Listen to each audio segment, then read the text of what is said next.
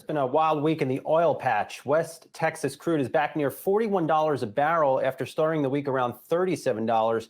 It's about a 10% swing, and there could be more big moves ahead. Bill Baruch, the president of Blue Line Futures, is with us now. Bill, is one of the takeaways from these swings this week that the global economic recovery is just not perhaps as strong as a lot of people in the market expect?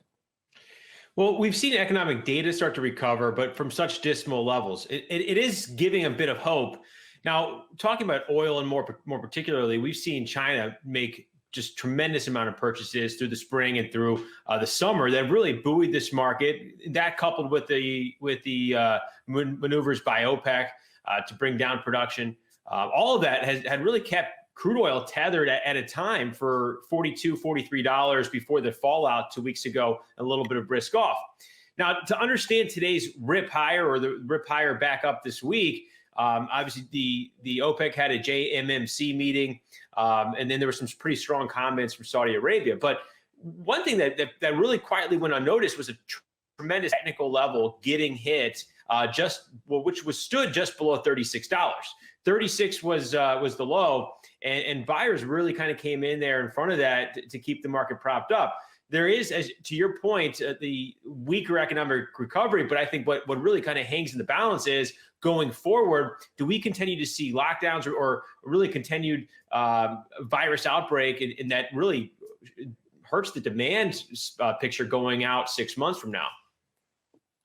You know, Bill, we saw Libya say that it's going to start to reopen its ports. You got Saudi Arabia cutting its prices. These two are aggressively trying to gain market share. What does this mean for U.S. oil companies? Is it going to be a tough road ahead for them? Well, one of the things that did give WTI some solid strength in August was the hope that China was going to reset new record purchases of U.S. oil. Now, at that time, the U.S. dollar was, and it still is, at 2-year lows. A weaker U.S. dollar makes exports from the U.S. or for other countries to import U.S. products much cheaper for them. So really, I think it depends what the U.S. dollar does. I think that's quietly in the balance here for a number of asset classes, from equity markets to crude oil to even the agriculture markets. And a lot of that, too, is then tied to China. What is China doing? Because last week, they said they wanted to increase energy purchases. They want to increase metals, and they also want to increase farm purchases. We saw a lot of the metals have some pretty strong moves that last week that have then faded. We've seen the agriculture markets, such as soybeans, just a rocket ship higher. So I think a lot that we have to focus on is where does the demand picture come from? And does the COVID-19 over the coming months, does that affect that? What does the U.S. dollar do? And then what is the U.S. and China relationship moving forward? Bill, in the 30 seconds we have left here, we saw Saudi Prince Abdulaziz really shred short sellers, oil short sellers in the market. Are you seeing short selling increase? Well, I think the point here is we've seen up until this little bit of a washout last week or in through this week, the market was actually pretty heavily favored to the long side. Speculators were just sitting comfortably at the long side, and that when you get a move lower like that is exacerbated because those longs are then liquidating.